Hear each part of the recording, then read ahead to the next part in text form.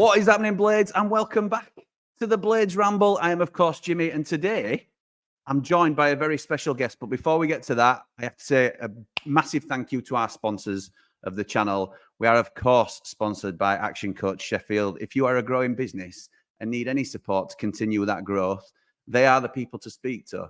We're also sponsored by Triple Point Brewery, who have been our go-to pub for the last goodness knows how many years, since they opened the doors, pretty much. So Andy the Blade is over the moon that they have come to join us, as am I. So thank you to them for their support. They have gluten-free and vegan lager on their web shop now, which I didn't even know was a thing, if I'm completely honest. They've also got their Blades-themed Cop Lager available. So get yourselves down to Triple Point. That's where we are every pre-match. Thank you also to our latest sponsor, VMB Autos, with their newly opened auto centre on Orgreave Way in Handsworth. If your vehicle is in need of a service, get yourselves down to VMB. So thank you to them. And now back to today. We have just, were we expecting really a flurry of activity on deadline day? I'm not so sure we were. We sort of knew the situation of the club going into the window and coming out of the window. We weren't expected to be the busiest club. We know the challenges that face us financially. But I think in some areas, that's still a little bit, there's a bit of uncertainty as to why we're in the situation we're in. So who better to speak to get the answers than the man himself, Darren Smith. Welcome back to the Ramble. Hello there, Jimmy. Thanks for having me back. No problem. Thank you for coming. I have had to persuade you this time to come back on. I don't take it personally, but I understand that, you know, it's one of those things, isn't it, where you were trying to sort of scale back your online presence, and then you've got me and probably Nick as well bugging you to, do you fancy coming on for a chat? Do you fancy letting us know what's really going on behind the scenes? All this sort of thing. So appreciate you coming on. Yeah, I mean, typically this is the bit where I've been most in demand, but I'm not going to go over old ground, but it felt like the Twitter angle had run its course and seemed to be upsetting as many people as it helped, to be honest with you, and that was never the intention. So I've tried to keep a bit of a low profile recently. So and I think everyone's better for it, to be fair. No, I completely disagree.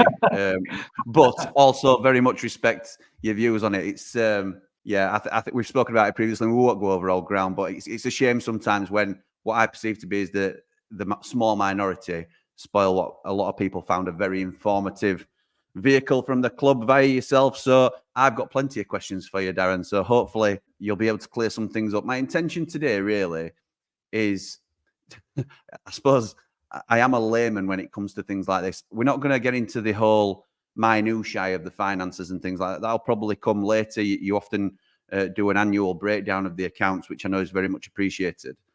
But a lot of people don't understand why we're in the position we're in. And we'll start with a question from Dave Leary. Dave says, can you please explain the shortfall situation? We're aware that whatever we'd have spent in January would have been added to the amount we need to recover if relegated.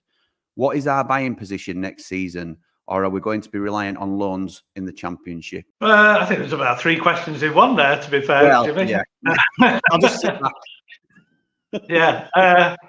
So in terms of next season, I think Prince Abdullah said this to you, didn't he? He said if we really wanted to spend on a player, and I think he was more talking about a chunky permanent transfer rather than the sort of deals that we did during this particular window.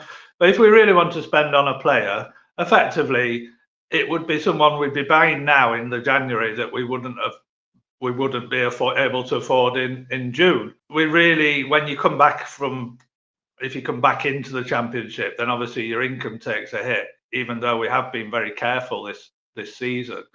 So you sort of start from a point of view really where you need to sell players to balance the books.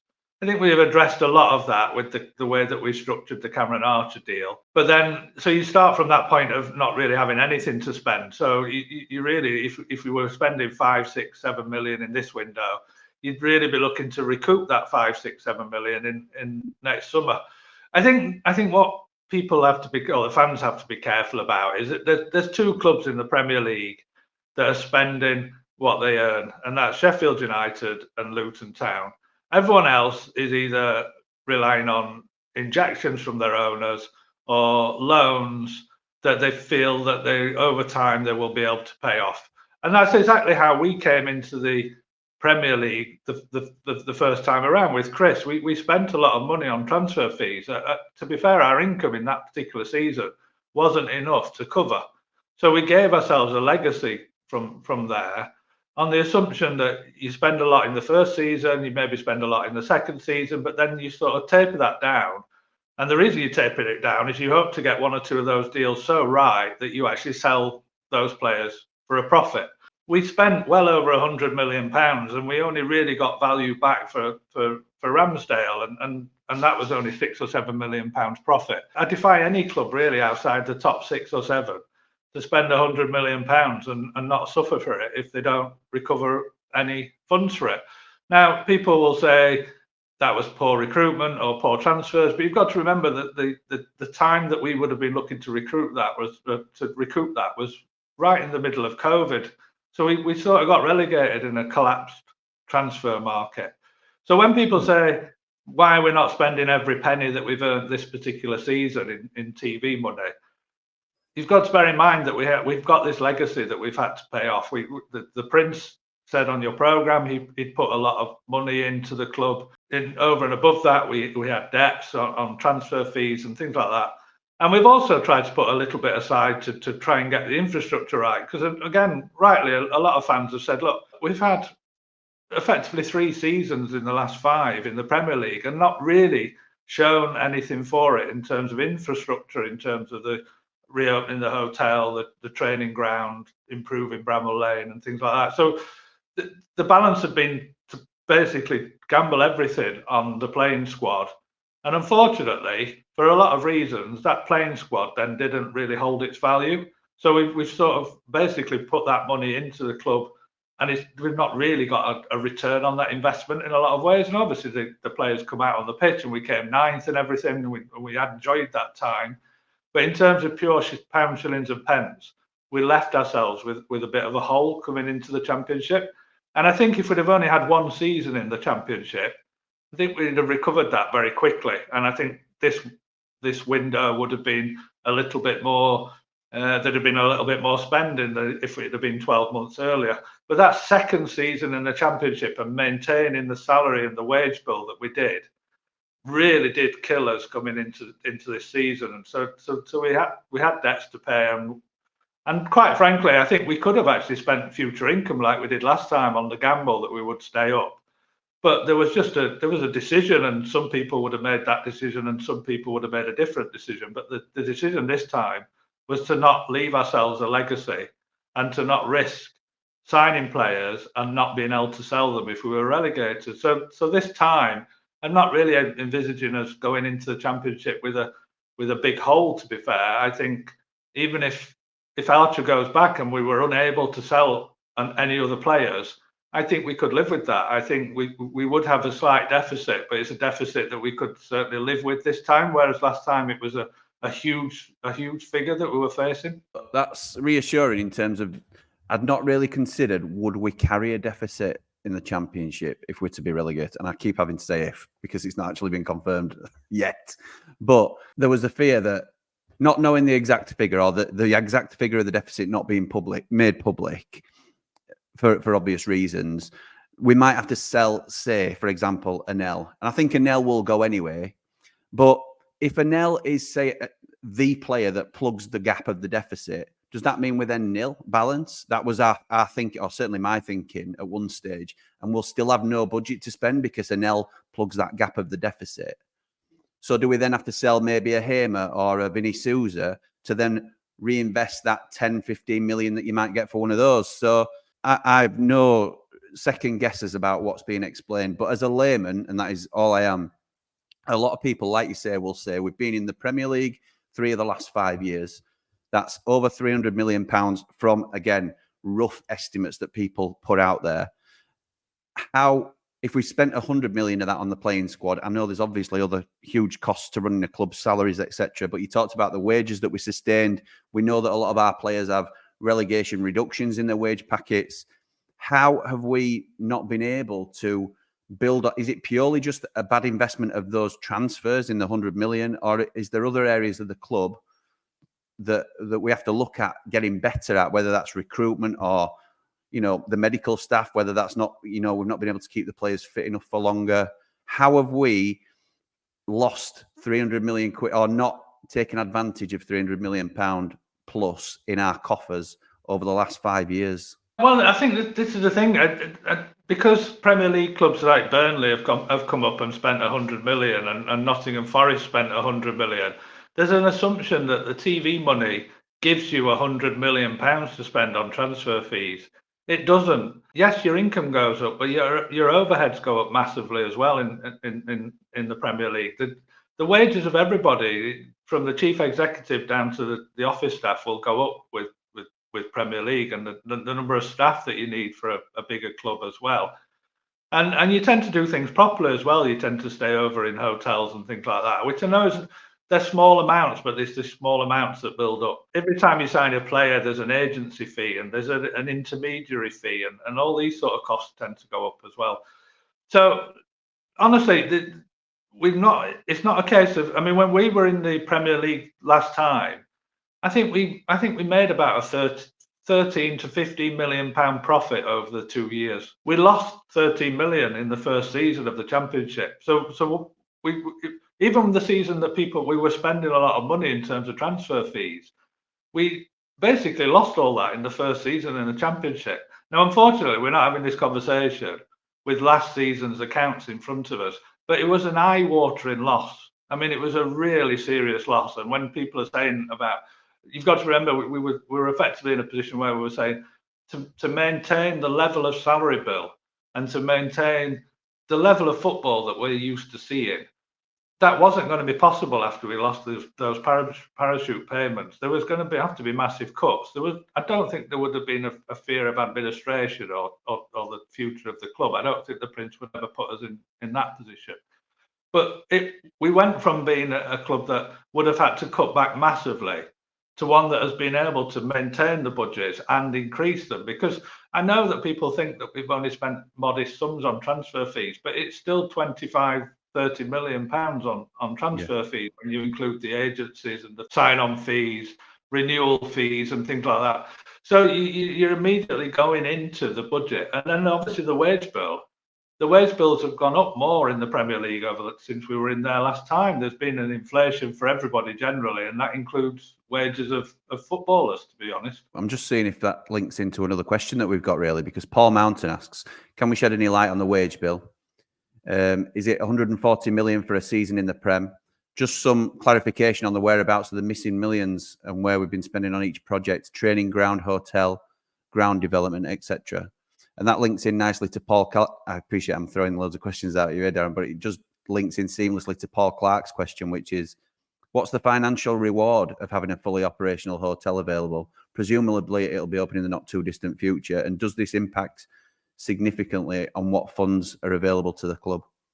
So in terms of salary, you mentioned 140 million. I mean, I think that's a figure that relates to what our income will probably be with TV, match day income and sponsorship. Typically, a football club in the Premier League wants to run a wage bill of around 65 to 70% of their income. So really, with that, you'd be looking at probably a 75 to 80 million pound wage bill for a lower end Premier League club. Okay. I think we're probably running at slightly south of that. But one of the things is we have to be careful is that Sheffield United always structure their contracts, probably more so than any other club, whereby they in theory reward success. So you look at the last time we were in the Premier League, with the first season in the Premier League, our wage bill was about 75 million. The second season in the Premier League, our wage bill, I think, was around about 60 million.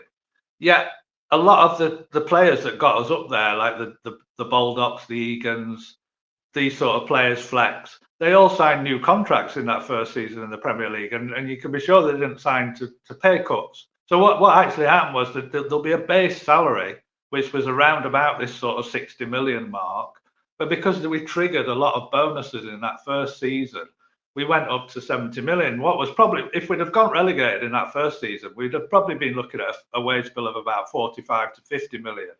and then it got reported as 70 million because of all the bonuses. The second season, we had a wage bill of about 60 million, and it would have probably gone up to about 80 million if we'd have stayed up. And that's where we're at now. I think our wage bill has gone north of where we were in the Premier League first time. Some of these contracts have had automatic triggers of wage inflation and increases. We actually have got a bigger squad than when we first went into the Premier League. And the new players have come in on bigger wages than the equivalents that we bought when we first came into the Premier League. So I think if we'd have stayed up and triggered our bonuses, this would probably have been the highest wage bill that we've ever had in our history.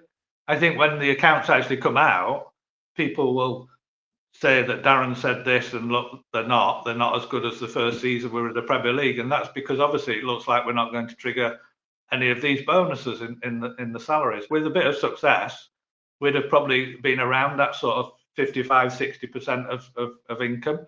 And probably, like I say, one of the reasons why we're not higher, and maybe not as high a percentage as some of the other clubs, is that we do, like I say, have the legacy of what we overpaid in wages in that second season of the Championship to try and get here in the first place. So there has to be at some point a bit of a clawback. And again, it's down to people's attitudes. You get the chance to be in the Premier League. Some people will say you go for it. You spend your second year of your parachute payments. You spend your third year of your parachute payments and go for it because it's so hard to get here.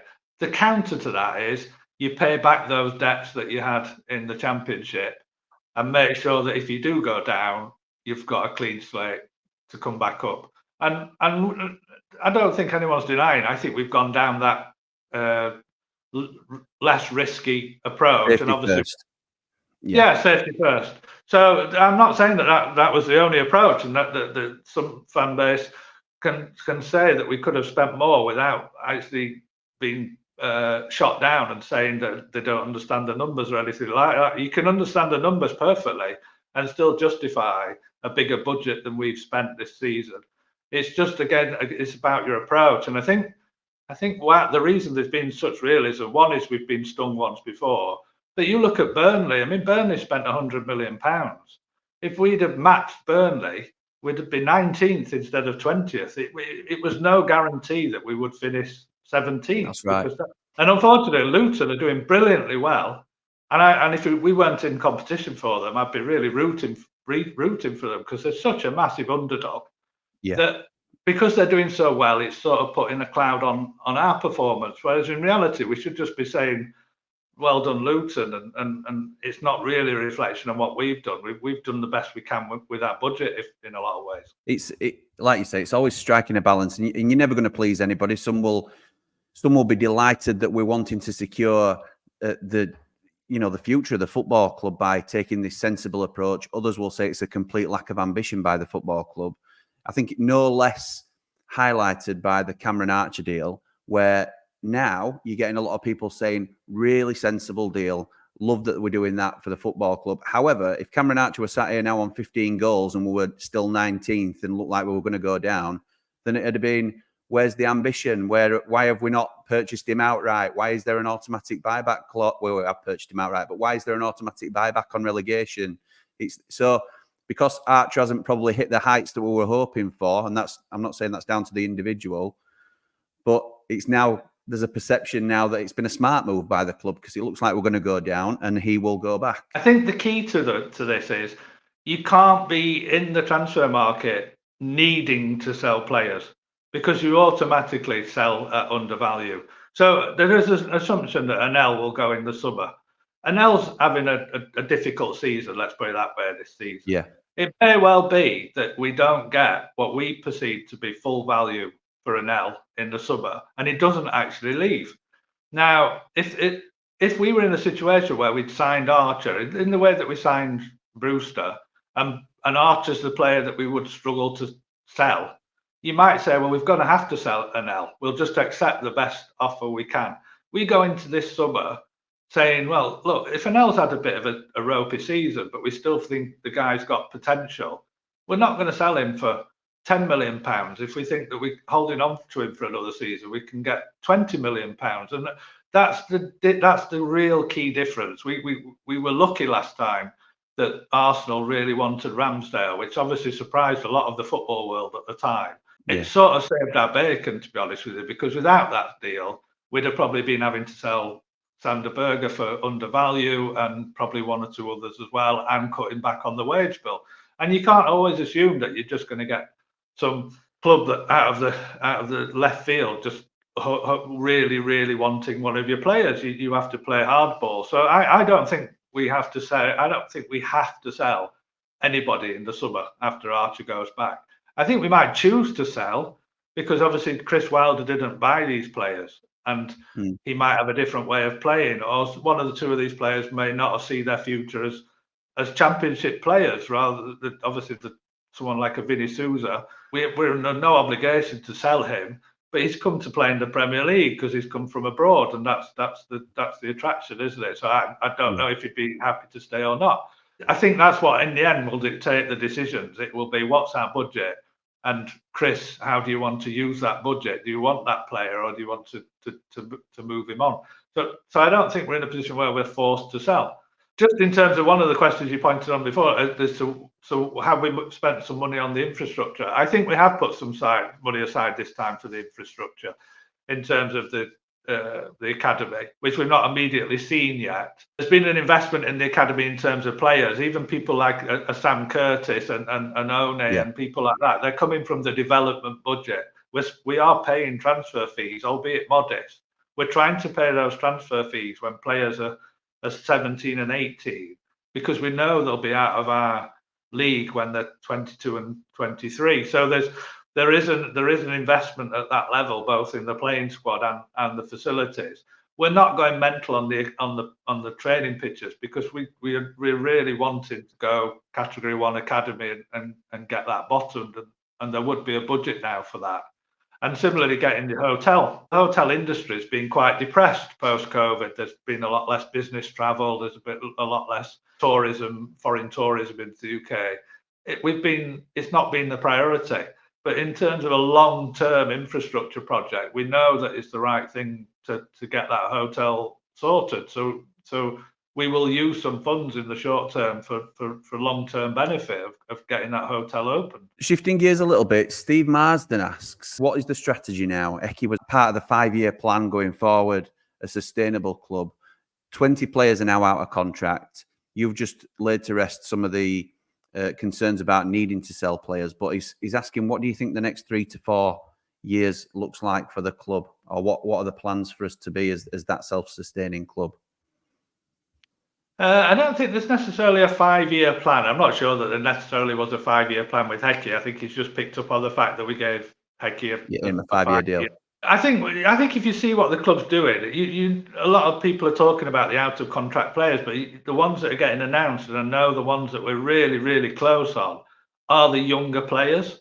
They've been prioritised. The Asulas, the Brooks, they're bringing in Curtis, One. I'm really hoping for good news on our blaster soon, and we think we might have turned the situation around with Jebo. So I think there's a clear sort of move to get the younger players sorted. The issues around the Category 1 academy are not financial now. They are literally logistical, about finding the site and being allowed to do what we need to do on those sites. And we've been looking at sites. So again, we know that to attract players, even the hotel's part of this, to attract players, we need to have a decent academy for them. We need to have a decent training facility. That's their place of work every day. We can't get away with what we had 5 or 6 years ago, where people were washing in sinks and things like this, and that's all old history.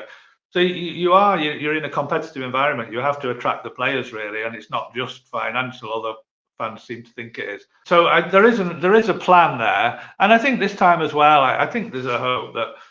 I mean, Chris is an inspirational character. I know that some of the fan base didn't think we should go back, but he is an inspirational character. He brings the whole club with him. He's more than just a head coach. And so there's an element of, I think, a lot of areas will get improved under Chris. And there's only so much he can do in so many weeks that he's been here. But he's a galvanising character, and if anything, because we have an absent owner and an absent board, there's only so much Stephen can do as CEO. It is a bit of a team effort to bring everything together, and it is quite complicated to run a Premier League club nowadays. Well, you know where I sit on Chris Wilder. I think he's, like you say, he's the figurehead, really, isn't he, of the club? Obviously, he's not at the very top of the tree, but he's certainly the talisman that we look to, and he does bring people with him. I think that's fair to say. We're going to shift to the January transfer window now, then, Darren, and see how close we were on certain deals and things in and around that. So we were heavily linked with Chris Mepham and Joe Worrell. I know you dropped a hint early doors in the window about Chris Mepham. How close were we on either of those? And were they just there as backup should we receive a bid for an L? Or were we considering going in for them anyway at one stage? You need to look at this poster. That was there's two transfer markets here. There was one. Very good. Very good. There was one that was black on the Italian job happening. So yes, there was very. It wasn't paper talk. There was interest from. I think it's clear it was Napoli were interested in Anel and got to the point where they were talking to the club and to his advisors. So there was a two-pronged window. There was a window that we planned out almost virtually on the first day that Chris sat down with the Prince, which was we needed three players in, and we knew what positions they were, and it was just a case of putting those pieces together and putting them to the board and saying, look, we said we wanted three in these positions, and this is who we've identified. So there was a very clear window, but then there was obviously a clear window, a window that if Anel left, and Anel was only going to leave if we went for our asking price, because we don't have the same contract issues that we had with the likes of Illy and Sander. So there was no way we were just going to sell him because he's in a bad trot of form or because he pushed for a move. We knew we had him watertight on a contract.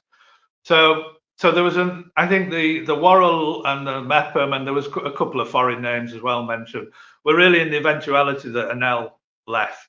So obviously we already decided we were coming in for a centre back, a right-footed centre back. It was a position that we thought we were strong in the summer, but obviously we've lost Chris Basham and John Egan. We needed a right centre back. We were going to cover that with a loan.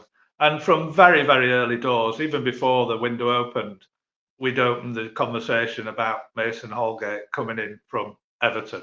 So it was always going to be a loan in that position. And then the talk was the permanent deals, because if we sold Anel, we could get the likes of a Worrell or a Mepham in to really secure that position for this season and next season, really, in Anel's absence, rather than waiting for next summer to fill that hole that Anel would leave. So there was two windows, really. So a lot of the talk and the chatter was really arose just because of the Anel situation. I think it actually would have been quite a quiet window if there'd not been that interest in Anel from Naples. Yeah, it was a plan B, wasn't it? Really, the Worrell, the Mepham, the Suter, if that was a thing. As it came later. No, I think So just to round that off. So basically, what happened with the Holgate deal is, I think we're very confident, and we had a medical booked and everything for Holgate to come in time for the West Ham game, and then Everton changed the goalposts on that deal. So we would have virtually got all our positions sorted by mid-January, almost before the first league game of the window, because the goalie was already sorted, and we were just waiting for them to sign their replacement. So it was all done before the West Ham game. So what happened with Holgate is we then did have to look around again, and we tried to manoeuvre Forest into a loan rather than a perm deal for Worrell. And then we started to talk about Suter to Leicester. So it was really a case of, again, we were confident on the Holgate deal, but we just didn't want Everton to then have our pants down at 10 p.m. on transfer window deadline day. We effectively agreed deals with about 3 players, actually, in case that one fell through. Just shows, doesn't it, what goes on behind the scenes and how hectic it can be when people don't hear something every 2 or 3 days. They think, Sheffield United are doing nothing, when really, and even though that was partly the plan. We didn't want to do an awful lot, but just because of one transfer maybe not going through, it's a domino effect, isn't it? So it's interesting to hear that. Are you aware if we got any actual formal bids for Anel, or was it all just paper talk? Or, No, there was interest. My understanding is we got a formal bid for Anel, and it just didn't meet our asking price. And I've seen a lot of people on Twitter saying we'd be lucky to get the bid that we got back in the summer, which was around about £10 million. I can reassure people that we turned down a bid quite significantly north of that, but it still didn't meet our asking price. The thing about Anel is, what people have got to bear in mind is that the reason Anel is a wanted player is he's a proven centre half, not just at defending, but also on the ball and carrying the ball and going forward. Now, he's not showing that much in the Premier League, but recruitment teams of other top teams, that's the type of centre half that is a bit like gold dust to them. So he carries a value that's probably better than his marks out of 10 in the Star every week at the moment. If he goes and plays for a Liverpool, and I'm not saying a Liverpool would necessarily want it, but if he goes and plays for a Liverpool, he spends most of his game just mopping up at the back and actually helping move forward. He doesn't spend his game with only 20% possession and in constantly under pressure. That's not the centre half that they're judging him on. So he has got a value, and like I said, the difference between an Illy and a Sandra is he's got a long-term contract with us. Yeah, he's and that's why, not just because of the difference in level, because there is a huge difference in quality, obviously, but that's why he looked so good in the Championship, because we enjoyed a lot more of the ball, and he's comfortable on the ball going forward, carrying it, and it's unique for a centre half to be so classy on the ball as he can be. But it's different when you're out of possession and you're defending everything that comes your way. So just sticking with potential transfers that could have come in early on in the window before AFCON, there were murmurings of Iliman and Dye being linked back to the club. And I put this question to Prince Abdullah, and he didn't squash it. And that took me aback a little bit. Was there ever any possibility that Iliman could have returned to the Blades, even just on a temporary basis? No, that was never going to happen. I'm not saying that. I think the thing that with Illy is he can't go anywhere without Marseille speaking to us. And I say that because we have matching rights in the deal. So if they agreed a deal of, say, 25 million euros with XYZ club, we've got the option to match that 25 million euros. So if there's been any interest in him or any club's approach his club currently, we're involved in that conversation. So there was interest in him, and we were involved in that conversation. But interest was never strong enough for them to say, yes, we're tempted to accept XYZ bid. Do you want to match it? So it was sort of, there was talk in the background. And if they'd have accepted an offer from, I don't know, Crystal Palace for 18 million, I think we might well have said, well, yeah, let's go all in here for and spend 18 million, because the other side of the deal is we get 20% sell-on clause. So that 18 million to us would have actually been less than 20%. And you think you could get Illy back for 14 million or 14.5 million, you'd be mad not to. Even if you ended up selling him in the summer, you'd make a profit on that, to be honest with you. So I'm not saying it's impossible, but it just never really happened. And I think the fact that he's away with AFCON and everything probably made that deal difficult for any Premier League team to justify, to be fair. Thank you. Do you think we've strengthened everywhere? I know it looks like we've covered the three positions that the manager intended, but as a fan, do you feel comfortable that we've strengthened, and knowing what we had to spend? Obviously, everybody would like to have gone that little step further, but with a sensible head on, do you think we've had a good window? But I think the debate really seems to be more about should we be spending in this window or not, because that Luton game really took the wind out of ourselves, didn't it, in terms of coming into this window? Were we competitive? I think a lot of clubs would have just sort of battened down the hatches, to be fair, and just said, look, we have this squad, let's see this squad get us out of trouble. Why spend it on loans, or why spend it on short-term deals? So I think we've been quite brave there, and I think the fact that we changed manager helped. And I think there's an element of you have to be seen to be showing the rest of your squad that you still have a belief that you can get out of this. So I think there was an element of that in there as well. And I don't think we should have spent more. I think this budget, this window has been probably a commitment of. We've probably committed to spend about £5 million on our budget on this particular window. If you include the transfer fee on the keeper and the 3 salaries, that's a £5 million spend really. That when you were sort of adrift at the bottom of the table. So to expect us to spend more than that, it really would have been a case of we're spending future income. I think we're stronger because I think Brereton Diaz has made us stronger, if nothing else, to be honest with you. I think there's a risk with the goalkeeper in terms of throwing him into a bottom of the table Premier League side when he's come from a top of the table La Liga side. That it's a very different style of goalkeeping and a different pressure. And the jury will be out on that deal until he settles down. And Holgate's, I suspect, a strange one. There's no doubt that Chris Wilder's wanted him, and there's no doubt that Mitch in recruitment's wanted him. He's tried to sign him in Hecky's era as well. But there is an element of, does he really strengthen the first team, or is he a squad player? So that's a discussion point, but that's a debatable one. But I think we've done as well as we can. There's only certain levels of player that will come to play in the bottom of the Premier League side. There's only certain players you will get where clubs, even when clubs want to put their players in the shop window, do they want to put their player in a shop window, which is potentially losing by 2 or 3 goals in a week and things like that. So you are heavily restricted in terms of what type of player you can sign, to be honest.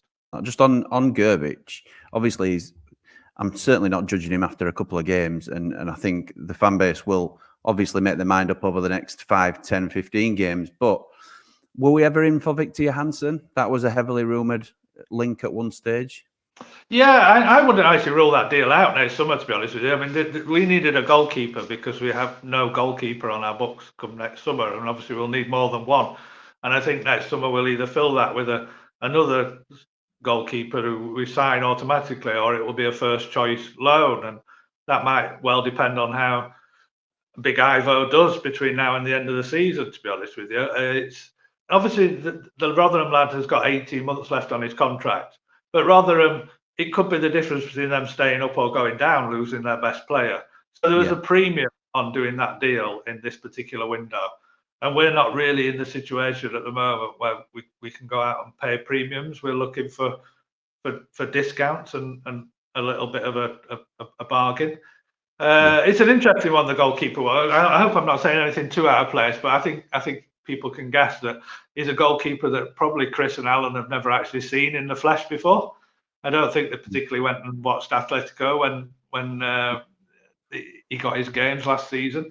So it is a risk, and it just shows you probably one of the things that a lot of the fans were worried about with Chris coming back was he stuck to a domestic market and people he knew, and from people that would give him clues on people's background. And it sounds to me like he's a lot more open and realizes that to get value in the market now, you have to trust the judgment of others. And I think he's even name checked the fact that he trusts Matt Duke in signing this goalkeeper.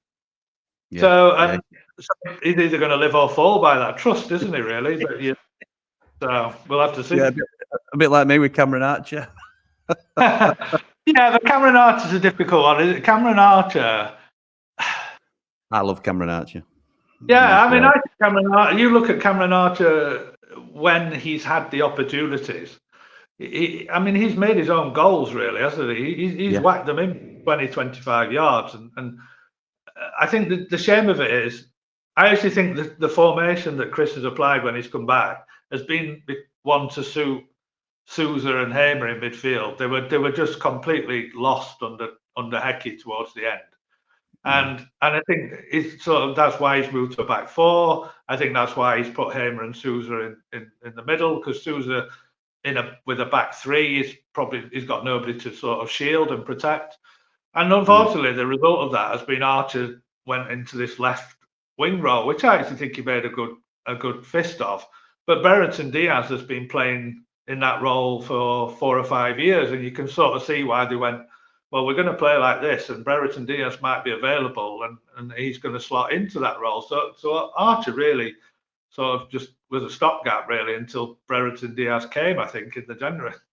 and he's gonna suffer because I think he's better in a 2. But this, I suppose, goes back to the question about planning and having a plan going forward, because we're playing with 2 wingers now, who are 2 of our best players in McAtee and Brereton Diaz. Neither are permanent full-time players for Sheffield United, both on loan.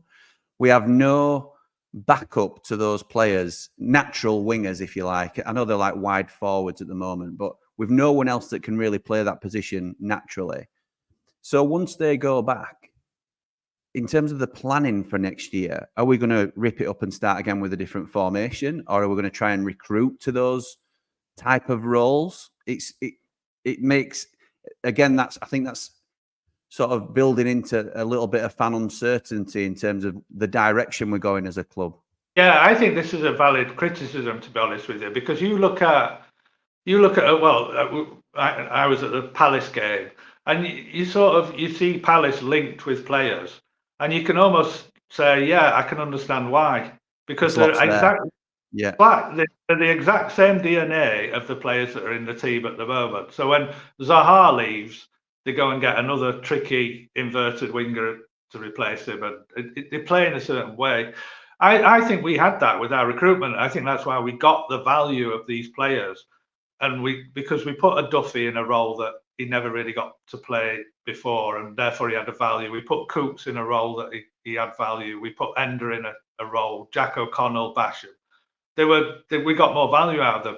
I think that era of that overlapping centre backs just worked, and then we've recruited to it. And unfortunately, we've sort of been half-hearted at it now. So a lot of what we've recruited through the academy and a lot of what we've recruited for first team has been players who we think will fit a 5-3-2. I don't think there was ever a plan to have a McAtee on the left wing, McAtee on the right wing, and a Brereton Diaz on the left wing. I think we've just basically signed the best players we possibly covered in the summer. I don't necessarily. It didn't feel like Hecky knew how to use Sousa. It didn't feel like he knew how to use Hamer. But they seemed like the best players we could get hold of in the summer. And I think that's got to change. And I actually think you will see some big changes in how we recruit between. I think that'll almost start straight away between this window and the next window. I think there will be changes. I think Chris's focus before the end of this season will be on getting that recruitment right. And I'm not saying Mitch won't be part of it, but I think there's a root and branch review of recruitment that's coming, to be fair. Yeah, I've heard the same, obviously. But do you think we return to a 3 at the back? I think that's open. I mean, the fact that Holgate has come into the club suggests to me that we might well do. I mean, it was interesting in the Palace game because I think we've done really well with the 4 at the back. But then for that particular fixture, Trusty was really struggling as a left wing back against a specialist winger. And it was a lot less of a basketball game and probably less entertaining in the second half when we moved to a 3. And the thing we've got now is if R&D can come back fit, he can switch between that left wing back and left centre back probably better than anyone else we've got, if anything. So with the current squad we have, we do still have a strength in playing 3 at the back rather than 4 at the back. But whether that then brings out the best in the midfield is Chris's dilemma, isn't it? A couple more from me then, Darren, and thank you again for your time. But any timescales on Egan and Bash, the longer term injuries in the squad that you're aware of? John Egan's a long way away from it. If we see him at the end of this season, I think that'll be a bonus. To be honest with you, is my understanding on his rehab. But I don't think we're going to see Chris. I don't want to say anything too negative about Chris, but that was an horrendous injury. So yeah, well, the fact that we might even see Chris at all would be a bonus, I think. But I don't want to write him off. But it's certainly I'm not really seeing them playing much part in this season, if anything. And that's going to be the difficulty we've got with the contracts. You mentioned the contracts earlier. A lot of the older players, they're really struggling with wear and tear, aren't we? I mean, Fleck is the last of the League One promotion team to go. George Baldock's suffering with muscle injuries. Ollie's suffering with his groin injuries. Egan's always been injury-free, but has suddenly had this long injury. Basham's had a long injury. This has got to be factored into whether they get contract offers and what sort of contract offers they get. And it might be that they're able to get better deals elsewhere. They're of an age where that would be a key factor. might be that they're comfortable where they are and that they would accept terms that are related to how often they get onto the pitch, and that's the negotiation, I think, between now and next season. That's a huge shame about Egan, because I think early projections were that it'd be out till around this month, and then obviously there must have been some complications, or it's worse than people thought, or maybe I've just misheard that and was willing for it to happen. But that leads me on to contracts. That was going to be my final question to you, Darren, about obviously we've seen a lot of great progress with the youth, and that has been the main focus. And I think that's right, that the club ties down players like Andre Brooks. I know Ollie Arblaster's hopefully going to be next in the term, like those that have pipped into the senior squad. I hope that we're hoping that they get tied down. But then you're looking at your senior players, and that's usually determined by which division we're going to be in. As we sort of gaze now into the future, it looks like we know which division we're going to be in. So you can probably make those decisions a little bit sooner. But players like Egan, who have had this horrendous injury, who you would think would be a shoo-in normally, may well be a negotiation now. And it sort of leaves, again, that little bit of uncertainty. But we haven't heard things. I know some players have got options, and you may not be able to disclose those players, Darren. But players like Reece Norrington-Davies, who you touched on, who is very flexible, particularly in our 3-5-2, and I think he certainly starts for us at championship level. I think he's the best we've got on the left side. No mention of a contract renewal for him. George Baldock is unfortunately breaking down a little bit in terms of his body's letting him down, but I think he can still be a fantastic player for us if he opts to stay, and we know he's got offers from Greece. Where are we with the contracts? Jebison, you said it looks like we've turned a corner, but can we expect a few more updates on contracts? Because there's talks going on that we're not necessarily aware of. There's plenty of talks going on. I think the overall summary of the talks is it's the younger players, the ones with market value, that we're really looking to tie down. So for argument's sake, a Norrington-Davies and a Jayden Bogle are of an age where if they were allowed to leave on a free transfer, not only we're losing an asset, but we're losing a market value asset. With the best will in the world, if a John Egan leaves and he says, I don't want to stay in the club, then you wouldn't be getting a fee for him anyway. And that obviously has a bearing. So the likes of an Egan and a Norwood and a Baldock, they're probably more about, do we want their experience in the squad next season, and can we agree a deal with them despite the wear and tear that they're starting to suffer? The ones that you really need to sign now are the ones that could walk out and you would kick yourself at losing the market value. So that's your Jebisons, your Arblasters, your Bogles of this world. They're the ones that you're going to be hoping, and we hope to see good news on very, very soon. But it doesn't necessarily mean that means all the old guard are just going to leave. It just means that they're not really in a rush to make a decision, and we're not really in a rush to make a decision. It's not the panic that people think. It's nobody left last summer because they wouldn't sign. I mean, we had Jack Robinson not signed right into the summer, but it's like Chris said, we're an attractive proposition, and it's not always just about whether someone will get more money elsewhere and things like that. We're a good club to play for. We're a good set of fans to play in front of. We have actually got quite a bit of ambition, and we would have a really big budget for the championship as well. But obviously, if a Premier League club decides they want Ollie McBurney in their squad, he'd struggle to turn that down, and you can't blame people that are older trying to get more money or to see what their options are. I agree. And to be honest, when you think of it that way, in terms of the priorities for the club, it's been done in the correct order. And you've already touched on, our contracts are largely based on success. So there's a big uplift if we have a successful season next year. People will be rewarded for that success as well. So that might be appealing for a final contract for a John Egan, who might want to, sign a 2 or 3 year deal that says he's going to take us back to the Premier League next year. I think it's about a pathway as well. If you actually look at the players that we've got in the squad, I think we're all used to every position having 2 players that are experienced players. We have a Bogle and a Baldock at right back. We have about 5 left backs. We have plenty of midfielders. I think a normal championship squad is actually quite tight, and it's quite thin. And that's why you get the young players like a Brooks and an Arblaster used in the squad. we've actually got about 15 or 16 players, and when you think to get that real extra quality to get promoted from the Championship, you're probably going to be looking at a creative player and a striker on loan, and maybe a goalkeeper on loan. You're already up to 18, 19 players. That you're actually probably only needing about 3 or 4 players to add to that squad.